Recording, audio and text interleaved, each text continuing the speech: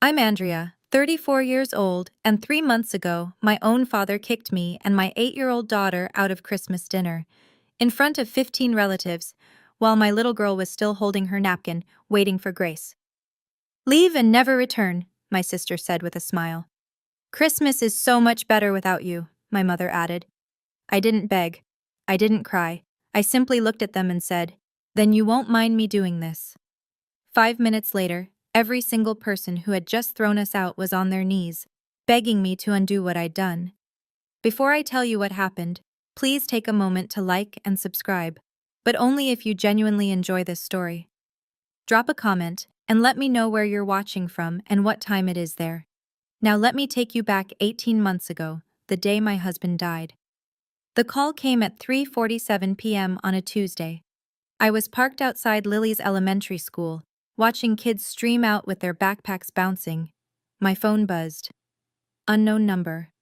I almost didn't answer. Mrs. Outen, this is Mercy General Hospital. Your husband David was involved in a motor vehicle accident. You need to come immediately. I don't remember driving there. I don't remember who picked up Lily. The next thing I knew, I was standing in a sterile hallway while a doctor in blue scrubs told me my husband of 9 years was gone. The funeral was 4 days later. My parents came. My sister Meredith came with her husband Derek. Aunts, uncles, cousins. The whole family showed up in black, dabbing their eyes with tissues. But here's what I remember most clearly. During the reception, I stepped into the hallway to catch my breath. Through the cracked door, I heard Meredith whispering to our mother, "She can't raise Lily alone. You know that, right? Maybe we should talk about having someone else take the child." My blood turned cold. I waited for my mother to defend me, to say something, anything. Instead, Patricia Outen nodded slowly. "We'll discuss it later. Let her grieve first." I backed away silently. Told myself they were just worried, just concerned. Sisters say things they don't mean. At the burial, my father Gerald pulled me aside. His hand was heavy on my shoulder. "Andrea, you need to be strong now. David's gone. Crying won't bring him back. Men," he caught himself. "People don't respect weakness. Pull yourself together." That was it. That was all my father said to me on the day I buried my husband. I didn't know then that this was only the beginning. 3 months after the funeral, the insurance settlement came through. $2.3 million. David had taken out a policy years ago, back when Lily was born. "Just in case," he'd said. I remember rolling my eyes at him. We were 26. Nothing was going to happen. But something did happen. And now I was sitting in a lawyer's office, signing papers, trying not to think about the price tag on my husband's life. The moment the deposit hit my account, everything changed. Meredith started calling twice a week. "Just checking in, sis. How are you holding up?" Her voice dripped with sweetness I'd never heard before. My mother invited me and Lily to Sunday dinners, every single week. "Family needs to stick together," she said. Even my father, who hadn't voluntarily spoken to me since my wedding, suddenly wanted to catch up. The fourth Sunday dinner, Gerald cleared his throat at the head of the table. "Andrea, I've been thinking. You should let Meredith manage your finances. She's good with money. You've always been the creative type." I set down my fork. "I appreciate the concern, Dad, but I'm handling things fine." The temperature in the room dropped 10 degrees. Meredith jumped in, voice still honey-sweet. "We just worry about you, that's all. You've never dealt with this kind of money before." "I have an accountant and a financial advisor. David set it up before—" I couldn't finish the sentence. After dinner, as I was gathering Lily's jacket, a frail hand caught my wrist. Grandma Margaret, 85 years old, sharp as a tack. She leaned in close. "Be careful with that money, child. I don't trust anyone in this room." Her eyes flickered toward her own daughter, including Patricia. She pressed something into my palm, a folded piece of paper. "There's someone you need to call. We'll talk more soon." Before I could ask, Lily came running and Grandma shuffled away. I didn't open the paper until I got home. The paper was blank. No, not blank. A phone number. And 3 words in Grandma Margaret's shaky handwriting. "Call Marcus Webb." I didn't call. Not yet. I told myself I was overreacting. Grandma was old, maybe confused, maybe paranoid. 6 months passed. Meredith's calls became more frequent, more pointed. Dad's store is struggling, you know. The construction supply business isn't what it used to be. Mom's been stressed. Medical bills are piling up, just little things. It must be hard sitting on all that money while family suffers. Then came the dinner where everything shifted. My mother called, crying. Actually crying. Andrea, your father is about to lose the store. 30 years of his life, gone. We might lose the house too. My chest tightened. Despite everything, they were still my parents. I can help, I said. I'll lend you 50,000, no interest. Pay me back whenever. Lend? Gerald's voice boomed through the phone. Patricia must have put me on speaker. I don't need charity from my own daughter. I'm not some beggar. Silence. Then Meredith's voice, smooth as silk. What Dad means is, it would be easier if you just signed a few papers. Let me handle the investments. That way we can help the family properly. Together. What papers? Just standard stuff. Power of attorney, asset management. I'll handle everything. You won't have to worry about a thing. Power of attorney. My dead husband's voice echoed in my memory. Never sign anything you haven't read twice, Andrea, and never sign over control of money to family. That's how fortunes disappear. I took a breath. I need to think about it. What's there to think about? Meredith's sweetness cracked, just for a second. We're family. I said I'll think about it.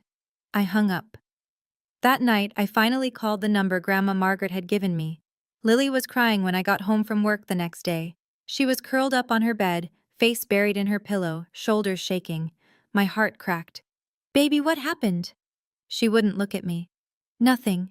I sat on the edge of her bed, stroked her hair. Sweetheart, tell me. It took 10 minutes of gentle coaxing before she finally spoke. Grandma Patricia said something, when you were in the bathroom at dinner last week. My stomach dropped. What did she say? Lily's voice was barely a whisper. She said she wishes Daddy was still alive instead of you. Because Daddy knew how to take care of me. And you don't. The room tilted. My own mother said that. To my 8-year-old daughter. About me. Baby, listen to me. I pulled her into my arms. That's not true. None of it. Grandma was wrong to say that. I love you more than anything in this world, and I will always, always take care of you. She clung to me like I might disappear. That night, after Lily fell asleep, I poured myself a glass of wine and scrolled through my phone. A cousin I barely talked to had sent me a message. Hey, Andrea, is it true you've been gambling away the insurance money? Meredith mentioned something at the family group chat.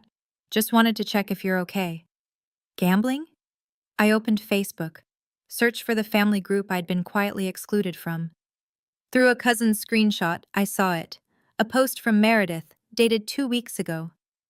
Please pray for my sister. She's going through a difficult time and making poor financial decisions. We're trying to help her, but she keeps pushing us away. Some people just can't handle sudden wealth. 43 comments, all pitying me, all believing her. My hands were shaking. Marcus Webb's office was downtown, 14th floor, glass walls overlooking the city. He was younger than I expected, mid-30s, kind eyes behind wire-rimmed glasses. When he shook my hand, I noticed the photo on his desk, him and David at a college graduation, arms around each other, grinning. David was my best friend, Marcus said, noticing my gaze. We roomed together at State. He asked me to keep an eye on you and Lily if anything ever happened to him. His jaw tightened. I should have reached out sooner, I'm sorry. I sat down heavily. I don't even know where to start. Start with the power of attorney papers. I blinked. How did you? Your grandmother called me 3 weeks ago. Margaret Whitmore is sharper than people give her credit for. He pulled a folder from his drawer. She told me what your sister's been planning. I did some digging. He slid a document across the desk. Meredith contacted your insurance company 2 months ago. Asked about the process for transferring beneficiary rights. Said she was inquiring on behalf of the family. My blood ran cold. She what? It gets worse. Marcus opened another folder. I had a forensic accountant look into your father's business. Gerald's store isn't just struggling. It's hemorrhaging money, bad investments, poor management. He's about 3 months from bankruptcy. And Meredith? Her real estate business took a hit last year. She owes money to investors she can't pay back. He leaned forward. Andrea, they don't want to help you manage your money. They want to take it. I thought about Lily crying on her bed, about my mother's cruel words, about the Facebook post calling me a gambling addict. What do I do? Marcus tapped the folder. First, don't sign anything. Second, your grandmother called me about something else. Her will. Her will? She wants to change it, and she wants me to witness. 1 week before Christmas, the doorbell rang at 7 p.m. I wasn't expecting anyone. Meredith stood on my porch, designer coat, perfect makeup, a manila folder tucked under her arm. Her smile didn't reach her eyes. Can I come in? I didn't move.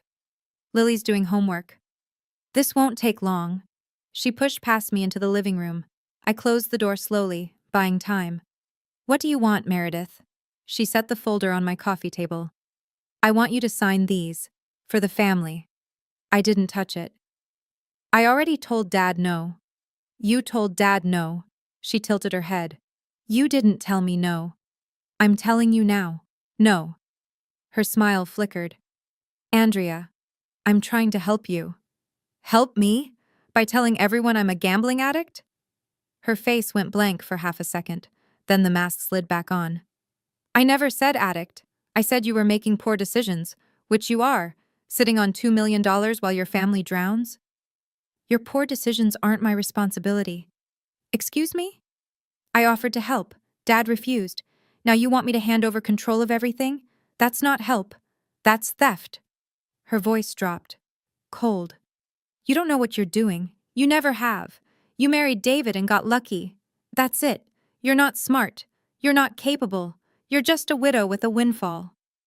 I felt Lily's presence before I saw her. She was standing in the hallway, homework folder clutched to her chest, eyes wide. Meredith saw her too. She adjusted her expression instantly. Lily, sweetie, Aunt Meredith was just... I heard what you said about Mom. The silence was deafening. Meredith grabbed her folder and walked toward the door. At the threshold, she turned. Christmas dinner. You'll be there, and you'll bring the signed papers, or don't come at all. The door slammed. 3 days before Christmas.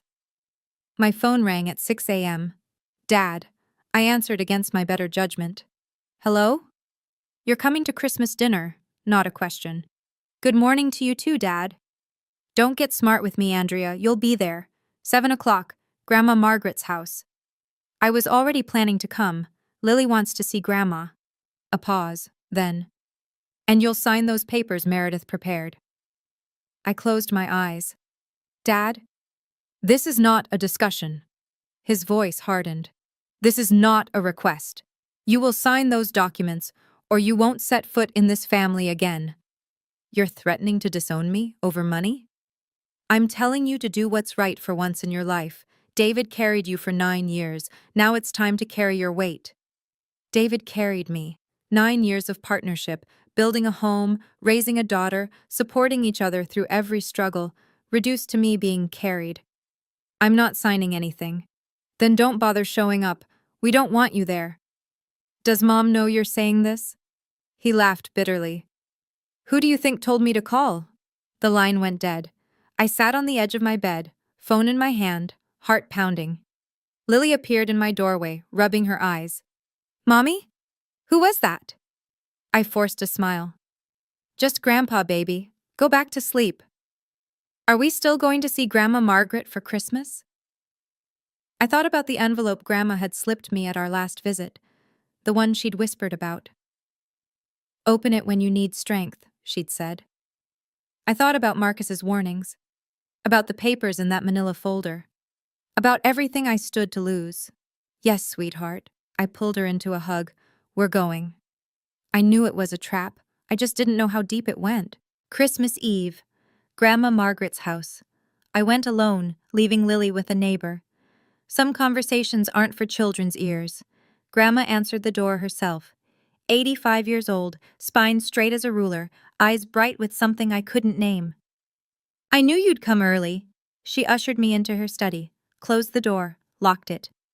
Grandma, what's going on? She crossed to an antique desk, pulled open a drawer, and retrieved a thick envelope. cream-colored, sealed with wax. Take this. She pressed it into my hands. Don't open it until tomorrow night. At dinner, you'll know when. What is it? She smiled, a sad, knowing smile. Insurance. The real kind. Grandma, you're scaring me. She took my hands in her papery ones. Andrea, I've watched my daughter and granddaughter scheme for months. I know about the emails. I know about the power of attorney papers. I know what they're planning to do to you tomorrow. How? Patricia accidentally forwarded me an email chain, mother-daughter gossip. They forgot I know how to use a computer. Her eyes hardened. They called you easy pickings, said you'd crumble under family pressure. My throat tightened. I've lived 85 years, Grandma continued. I've seen greed destroy families. I will not let it destroy you. She squeezed my hands. Tomorrow night, they will try to humiliate you into signing. They'll do it in front of everyone, so you feel trapped. What do I do? You stand your ground. And when the moment comes, she nodded toward the envelope, you open that. What's inside? Her smile returned. This time there was fire in it. The truth, and something they never expected. The envelope felt heavy in my pocket all night long. Okay, let me pause here for a second. What do you think was in that envelope? A. Grandma's new will? B. Evidence of Meredith and Mom's scheme? C. Something completely unexpected? Drop your answer in the comments. I'm genuinely curious what you think. And if you're hooked on this story, if you need to know what happened at that Christmas dinner, go ahead and hit that like button. It helps more than you know. Now, back to Christmas Day, Christmas Eve night. I couldn't sleep. I lay in bed staring at the ceiling, envelope tucked under my pillow like a childhood secret. Grandma's words kept circling, something they never expected. My mind drifted to memories I'd buried. I was 8, Lily's age, the first time I realized my parents favored Meredith. She got piano lessons, I got hand-me-downs, she got praise for B's, I got lectures for A-minuses. Meredith tries harder, Mom always said. You just coast. Grandma Margaret was the only one who saw me differently.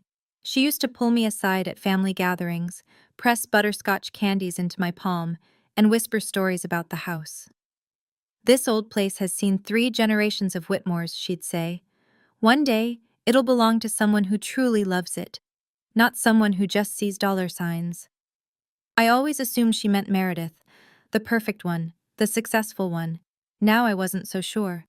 The house itself was worth nearly $2 million, a colonial revival on 3 acres, built by my great-grandfather.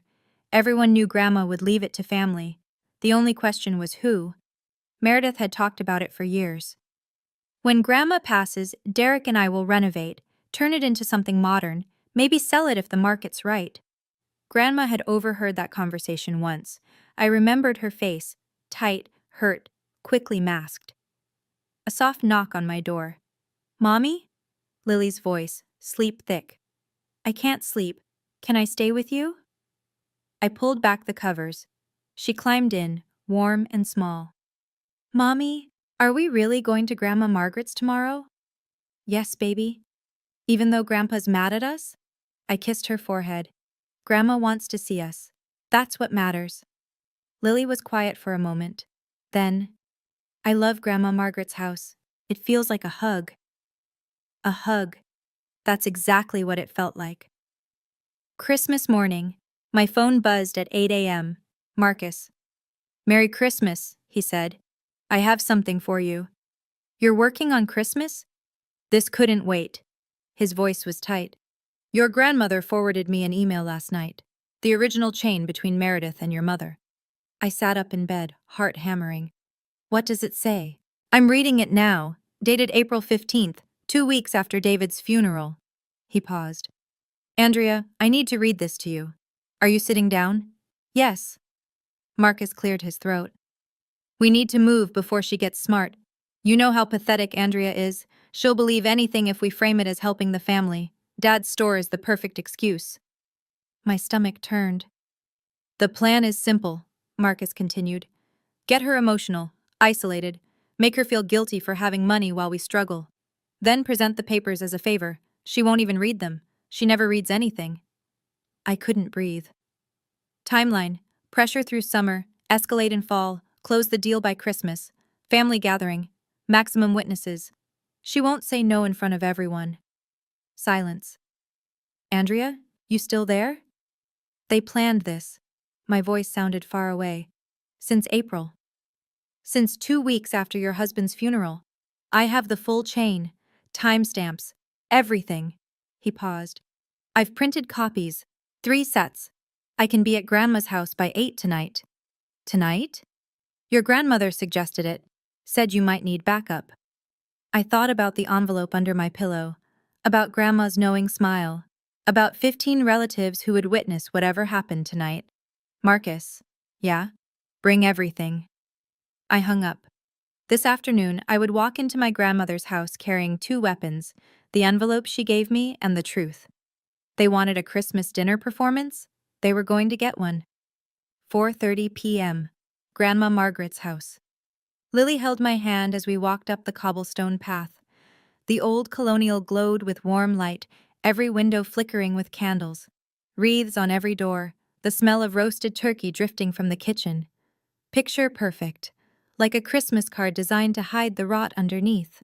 We were among the last to arrive. I counted cars in the driveway, 15, maybe more. Every aunt, uncle, and cousin within driving distance. The moment we stepped inside, Lily broke free and sprinted toward the living room. Grandma Margaret! I watched her disappear into my grandmother's arms, the old woman's face cracking into a genuine smile for the first time all evening. Then Meredith appeared. You made it? Her voice was honey-sweet, but her eyes were assessing, calculating, looking for weakness. I forced a smile. Merry Christmas, Meredith. Let me take your coat. She was playing hostess already, even though this wasn't her house. Everyone's in the dining room. We saved you a seat. I handed over my coat, but kept my purse. The envelope was inside. The dining room was packed. A long mahogany table stretched the length of the room, set with Grandma's fine china. Crystal glasses caught the candlelight. Laughter and chatter filled the air, but I noticed the looks. Cousin Rachel glanced at me, then quickly away. Uncle Tom whispered something to Aunt Betty. My mother's best friend, Margaret Ann, gave me a pitying smile. They'd been briefed. I scanned the room for my parents. There, at the head of the table, Gerald sat like a king awaiting his court. Patricia beside him, dabbing her lips with a napkin, refusing to meet my eyes. And next to them, an empty chair, waiting for me. Andrea, sweetie? My mother's voice rang out. Come sit, we've been waiting. The meal started normally enough. Turkey was carved, wine was poured, stories were exchanged. I kept my head down, cut Lily's meat, helped her with her vegetables, tried to breathe. Then halfway through the main course, Meredith stood up. She clinked her wineglass with a fork. The room fell silent. Everyone, I hate to interrupt, but I have an announcement. Her voice carried, practiced, theatrical. Our family is facing a difficult situation, and I think it's time we address it openly. I felt every eye in the room shift toward me. Meredith continued. As most of you know, my dear sister Andrea lost her husband David 18 months ago. A tragedy for all of us. Murmurs of sympathy. A few nodded solemnly. What you may not know is that Andrea received a substantial insurance settlement. Life-changing money. Meredith paused for effect. And we, as a family, are concerned about how she's managing it. My hands clenched under the table. Lily looked up at me, confused. We've tried to help her privately. We've offered guidance. But Andrea has refused to listen. Meredith's voice cracked perfectly, a rehearsed waver. So today, in front of everyone who loves her, I'm asking my sister to let us help. To sign a simple document allowing me to co-manage her finances. She pulled a folder from beneath her chair, the same manila folder she'd brought to my house. It's for her own good, for Lily's future. She looked directly at me, eyes glittering. What do you say, Andrea? Will you accept your family's help? 15 faces turned toward me, some pitying, some expectant, some already nodding, convinced I was the problem. Lily whispered, Mommy? At the head of the table, my father crossed his arms. At the far end, Grandma Margaret sat perfectly still, watching. waiting. I stood up slowly. Every eye in the room was on me. I could feel the pressure, the unspoken expectation that I would crumble, apologize, sign whatever they wanted just to make the discomfort end. No. The word hung in the air. Meredith blinked. Excuse me? I said no, I'm not signing anything. The room went absolutely still. Someone's fork clattered against a plate. My father's chair scraped back. He rose to his full height, face reddening. You don't get to say no. Not to family. Not after everything we've done for you. What have you done for me, Dad? Tell me.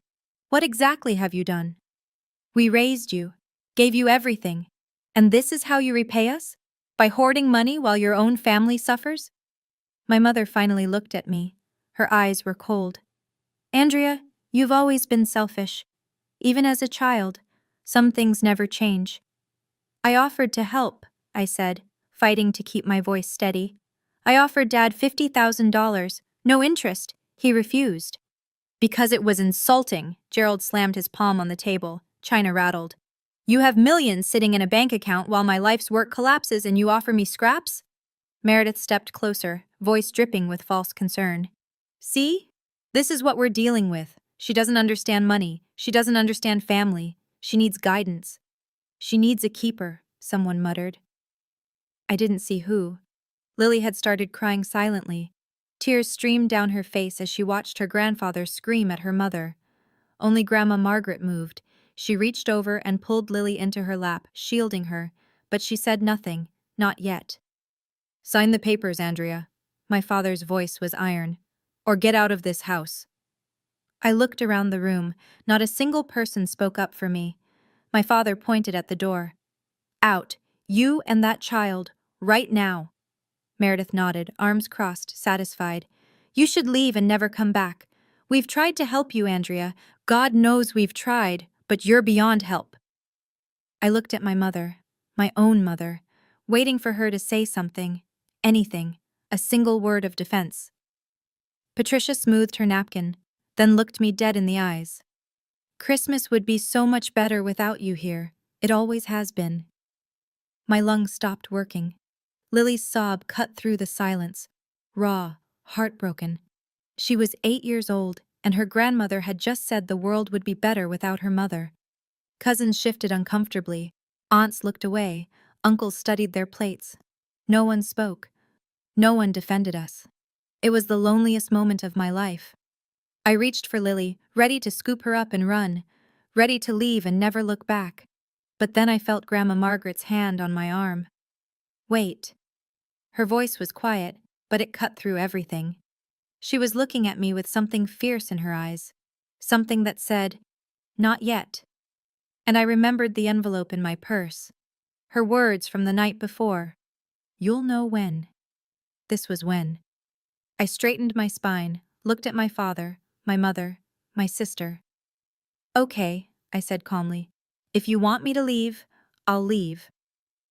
Relief flickered across Meredith's face. But first, I pulled out my phone. You won't mind if I make one quick call. Gerald scoffed. Calling the police? This is a private family matter. Not the police. I dialed. Put it on speaker. 2 rings, 3. Marcus, it's Andrea. I need you here, now. Bring everything. Already on my way. 5 minutes out. I hung up. Who the hell is Marcus? My father demanded. I smiled for the first time all evening. You'll see. The room erupted. What is this? Meredith's composed mask cracked. Who did you just call? A friend? You don't have friends. You barely have a personality. She turned to our father. Dad, make her leave, now, before whoever this is shows up. Gerald took a step toward me. I said get out. I didn't move. 5 minutes. You've waited 18 months to take my money. You can wait 5 more minutes. His face went purple. How dare you? Gerald. Grandma Margaret's voice sliced through like a blade. Sit down. The room went dead silent. My father stared at his mother. In 85 years, I don't think she'd ever spoken to him that way. Mother, this isn't your concern. This is my house. Grandma rose slowly to her feet, still holding Lily's hand. My table. My Christmas dinner. and I will decide who leaves and who stays. But, sit down. Gerald sat. Grandma turned to the room, sweeping her gaze across every relative. I've been quiet tonight, watching, listening. I wanted to see how far this would go. Her voice trembled with controlled rage. I wanted to see if a single one of you would defend my granddaughter. Shame flickered across some faces, others just looked confused. Not one of you. Grandma shook her head. She offered help. You refused it. She said no to manipulation. You called her selfish. You made a child cry on Christmas Day. Mother, you don't understand, Patricia started. I understand perfectly. Grandma reached into the pocket of her cardigan, pulled out a folded paper. Patricia, do you remember the email you forwarded me in April? The one about Andrea being easy pickings? My mother's face went white. The doorbell rang. Grandma smiled grimly. That will be Marcus. Let him in. Marcus Webb walked in, carrying a leather briefcase. He was dressed professionally, despite it being Christmas. Dark suit, polished shoes, silver tie clip catching the candlelight. He scanned the room, taking in the hostile faces, the tear-streaked child, the elderly woman standing defiant at the head of the table. Good evening, he said calmly. I'm Marcus Webb, attorney at law. I represent both Mrs. Andrea Outen and Mrs. Margaret Whitmore. Gerald shot to his feet. What is this, some kind of ambush? I'd call it a correction. Marcus set his briefcase on the table, clicked it open. Mrs. Whitmore, shall I proceed? Grandma nodded. Marcus pulled out a thick folder. What I have here is a complete email chain between Meredith Harrison and Patricia Outen, spanning from April of last year to last week. The subject line of the first email reads, he flipped it open. Operation Andrea, a plan for the money. Gasps rippled through the room. That's private correspondence. Meredith lunged forward. You can't. It was forwarded to Mrs. Whitmore. Accidentally, I assume. She is now a rightful possessor of this communication. Marcus smiled thinly. Would you like me to read some highlights aloud? The part where you called your sister pathetic? Or the part where you planned to have her declared financially incompetent? Meredith's mouth opened, closed, opened again. Patricia gripped the table edge, knuckles white. Mother, why would you do this? Because you plotted to steal from my granddaughter. Grandma's voice was steel. You called her names. You told her daughter that the world would be better without her mother, on Christmas. She pointed a shaking finger at Patricia. You are my daughter, and I am ashamed of you. Patricia flinched like she'd been slapped. The room was utterly silent. Marcus reached into his briefcase again. Now, for the second document. Marcus held up the emails for everyone to see. I'll read one excerpt. April 15th, 2 weeks after David Outen's funeral, from Meredith to Patricia. He cleared his throat. We need to move fast. Andrea's always been weak. She'll cave under family pressure, especially at a holiday gathering. Dad's store gives us the perfect cover story. We're not taking her money, we're helping the family. Once she signs the POA, we control everything. She won't even know what hit her. Cousin Rachel's jaw dropped. Uncle Tom leaned forward, face dark. Murmurs spread through the room like wildfire. That's taken out of context, Meredith's voice cracked. I was just worried about her. May 3rd, Marcus continued, unmoved. Update. Told the family group that Andrea's gambling. Plants the seed. When we finally get control, no one will question it. More gasps. Aunt Betty turned to Patricia. You told us Andrea was gambling. Was that a lie? Patricia opened her mouth, closed it. It was strategic messaging, Meredith said quickly. To prepare the family. To manipulate the family, Grandma cut in. To isolate my granddaughter so thoroughly that when you stole her money, no one would believe her. Gerald stepped forward. Now hold on, this is all circumstantial. Email chains can be faked. Marcus pulled out another document. Certified letterhead. Official stamps. These emails were authenticated by a digital forensics expert this morning. Timestamps verified. IP addresses traced to devices owned by Mrs. Harrison and Mrs. Patricia Outen. He set it on the table. Anyone who would like to verify the authenticity is welcome to review the certification. No one moved. Meredith was shaking now. Her perfect facade had crumbled completely. "Andrea, please." Her voice was small. "I can explain." I finally spoke. "I'm done listening to explanations. Can you guess what's in the second document Marcus is about to reveal? I'll tell you in just a moment, but first, if you're sitting there feeling your heart race like mine was that night, do me a favor. Hit subscribe and turn on notifications. I promise the ending is worth it. Also, if you've ever dealt with toxic family members who only showed up when money was involved, I see you. Comment below. Okay, back to that dining room. Marcus reached into his briefcase one final time. He withdrew a document bound in blue legal paper. Official seal. Notarized signatures. "This," he said, "is the last will and testament of Margaret Ellen Whitmore, executed 3 weeks ago, witnessed by myself and 2 independent parties."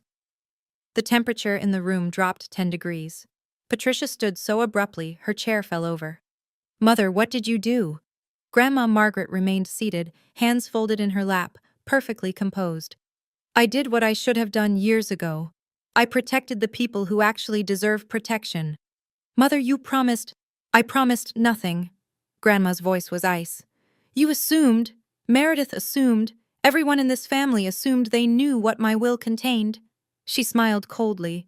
"You assumed wrong." Marcus opened the document, read aloud. "I, Margaret Ellen Whitmore, being of sound mind, hereby bequeath my primary residence at 742 Whitmore Lane, including all land, structures, and contents thereof, valued at approximately $1.8 million, to my granddaughter, Andrea Louise Oughton." The envelope Grandma had given me, I finally understood. She'd given me a copy of the will days ago. Just in case. Chaos. Meredith screamed. Actually screamed. "No! That house was supposed to be mine. We talked about this. Renovations. You talked about selling my family's home for profit." Grandma's voice cut through. "I listened, and I made my decision." Gerald slumped into his chair like a puppet with cut strings. "Mother, everything we planned—" "Everything you planned," Grandma corrected, "was built on the assumption that I would reward cruelty and greed. I won't." Patricia was crying now, mascara streaking down her face. "You're leaving everything to her? After all we've done for you?" "What have you done for me, Patricia?" Grandma's eyes were fierce. "Besides lie, scheme, turn my Christmas dinner into a public execution of your own sister?" Silence. Marcus closed the will. "Mrs. Oughton," he turned to me, "you are now the sole heir to this property." Patricia dropped to her knees. Right there, in front of everyone.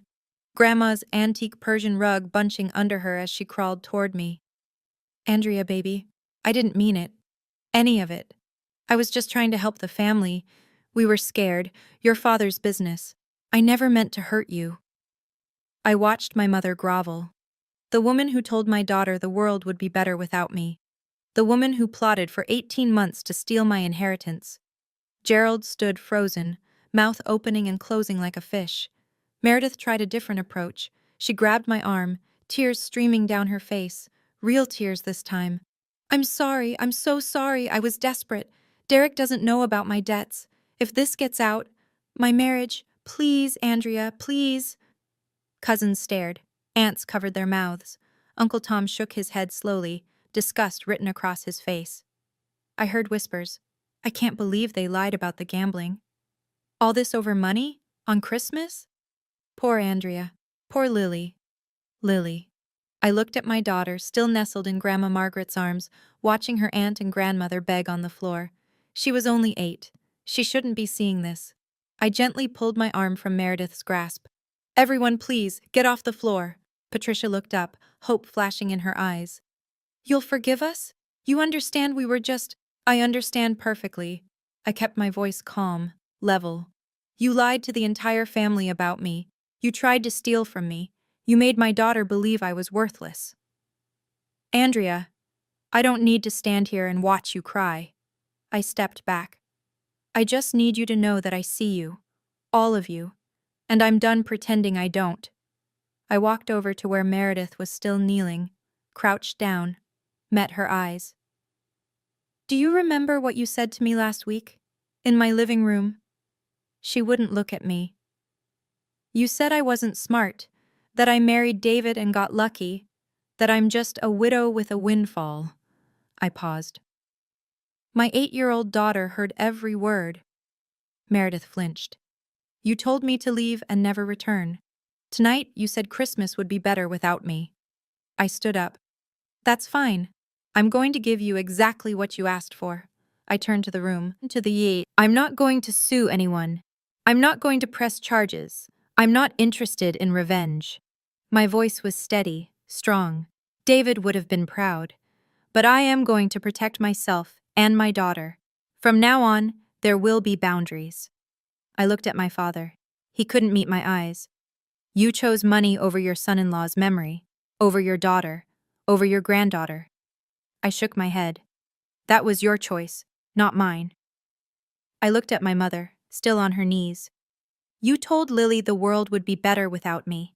A child, Mom, your own granddaughter. I'll never forget that. Lily won't either. Finally, I looked at Meredith. You said I don't have friends. You said I barely have a personality. I almost laughed. Maybe you're right. Maybe I'm not interesting, but I'm also not cruel. And right now, that's enough. I held out my hand. Lily ran to me, buried her face against my hip. Grandma Margaret rose, came to stand beside us. Andrea, sweetheart. Her hand found mine. I'm so proud of you. I squeezed her hand. Let's go home. My phone started ringing before I even got home. Cousin Rachel was first. Andrea, I had no idea. I'm so sorry I didn't say anything at dinner. I believed what Meredith told us. I should have asked you. Then Uncle Tom. I feel sick. Your aunt and I talked the whole drive home. We're ashamed we didn't speak up. Then Aunt Betty. Then Cousin Mark. Then people I hadn't heard from in years. They told us you were gambling everything away. They said you were unstable, making reckless decisions. I should have called you, should have checked in. By midnight, I'd received 11 phone calls and 37 text messages, not a single one from my parents or Meredith. The next morning, Marcus called.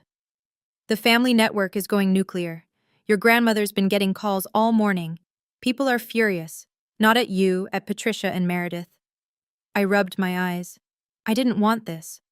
I know, but actions have consequences. He paused. There's something else. Meredith's husband Derek called me. He didn't know about her debts. She'd hidden them. He's not taking it well. I thought about Derek, quiet, passive, always in Meredith's shadow. He probably hadn't known about any of this. And your father's store? What about it? Filed for bankruptcy this morning, officially. The news is spreading. Some of his regular clients are cutting ties, not because of the bankruptcy, but because of what happened at Christmas. Word travels fast in small business communities. I leaned against my kitchen counter. I didn't want anyone to suffer. You didn't cause this, Andrea. You just stopped letting them hide it. Marcus's voice softened. Get some rest. You've earned it. But rest didn't come easy. Not when I kept hearing my mother's voice in my head. Christmas would be so much better without you. A week after Christmas, Marcus sent me a summary. Gerald's hardware store had closed its doors. 30 years of business, liquidated to pay creditors.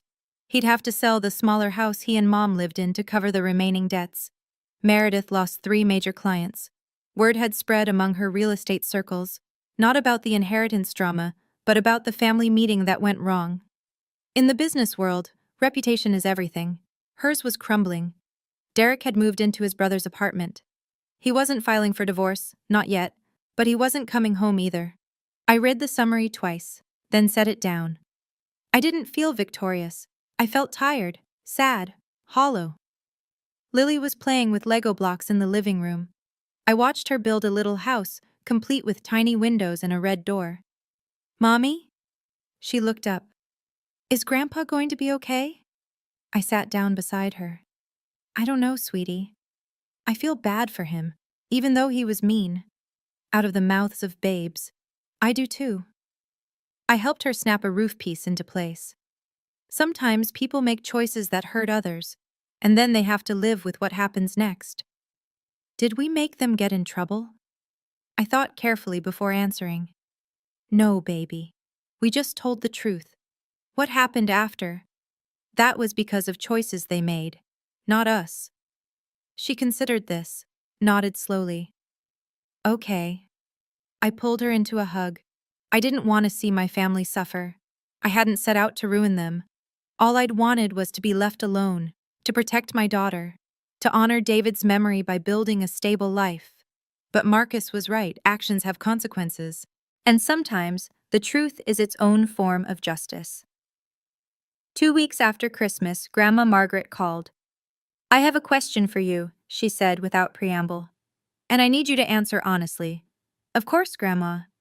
Would you and Lily consider letting an old woman move in with you? I almost dropped the phone. What? I've been rattling around this big house alone for 10 years. Patricia won't speak to me. Meredith won't look at me. Gerald just grunts when I call. Her voice softened.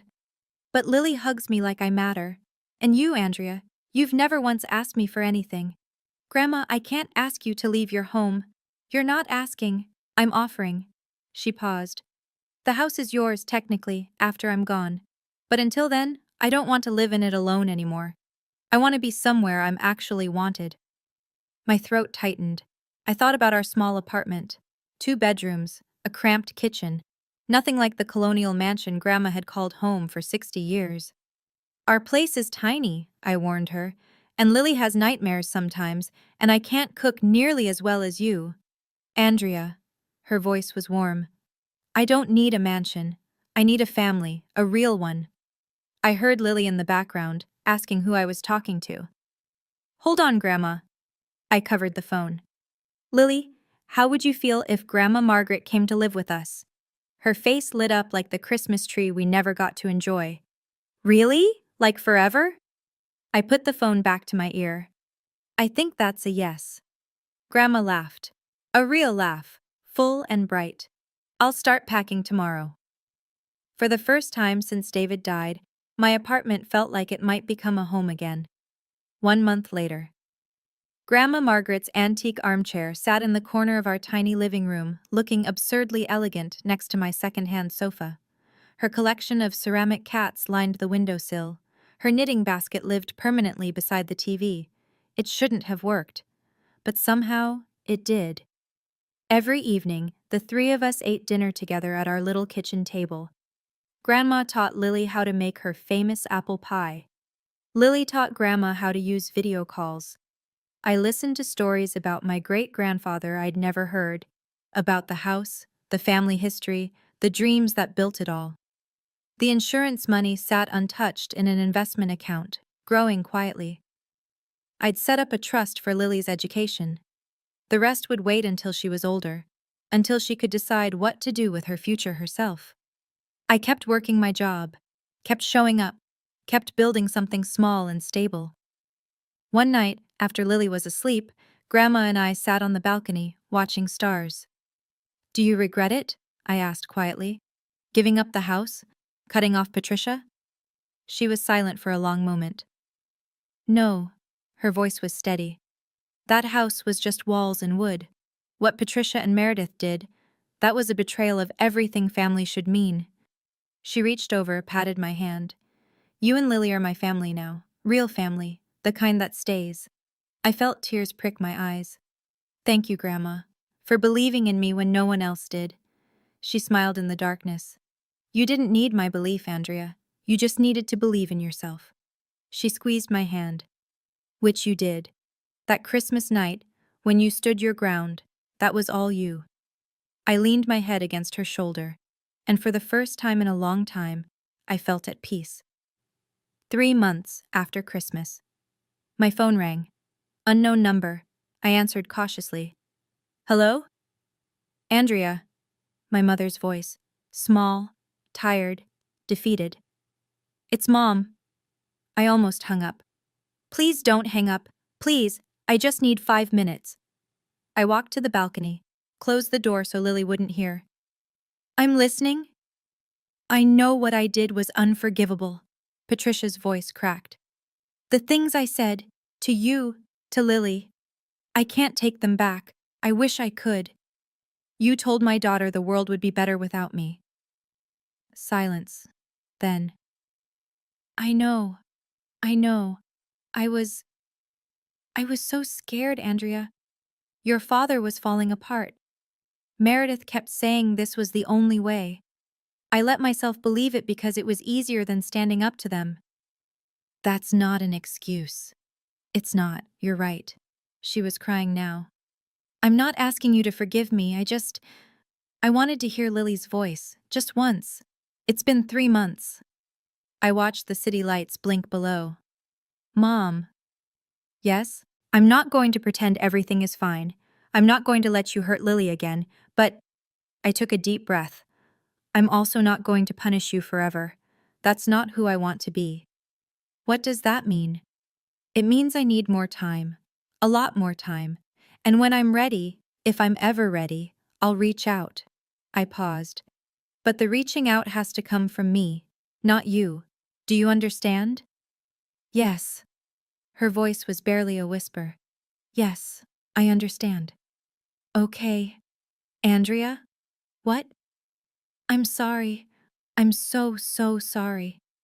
I let those words hang in the air, then quietly, I know, Mom. I know. I hung up. I wasn't ready to forgive, but I wasn't consumed by hatred either. That felt like progress. After that call, I started journaling. Just a cheap notebook from the dollar store. A few pages every night after Lily went to sleep. Tonight, I wrote, I used to think family meant accepting whatever they threw at me, keeping the peace at any cost, smiling through insults because blood is thicker than water. I was wrong. Family is not a free pass to hurt people. Love is not supposed to come with conditions. And peace built on silence isn't peace at all. It's just suffering with a smile. My father called me selfish for not signing over my money. My mother said Christmas would be better without me. My sister planned for 18 months to steal everything I had. But here's what they didn't expect. I survived. I survived because I finally understood something David always told me. You're stronger than you think, Andrea. You just have to stop waiting for permission to be strong. I stopped waiting. I stood up. I said no. I chose my daughter over approval, my self-respect over belonging. And somehow, on the other side of all that pain, I found something I didn't expect to find. Peace. A real family. Smaller now, but truer. A home that feels safe. And a future I get to build myself, one day at a time. Grandma's voice called from the kitchen. Andrea, the cookies are ready. Lily's footsteps thundered down the hall. Cookies! I closed the notebook, smiled. There would still be hard days. There would still be moments when my mother's words echoed in my mind, when I wondered if I'd done the right thing. But tonight, there were cookies. And laughter. And the two people who mattered most in the world. That was enough. That was everything. And that's my story. If you've ever had to protect yourself or someone you love from toxic family members, I see you. I understand. And I hope you know, you're not alone. Drop a comment and tell me, have you ever had to draw a hard boundary with family? I'd love to hear your story. If you want more stories like this, check the links in the description. And subscribe if you haven't already. Thank you for listening. Until next time.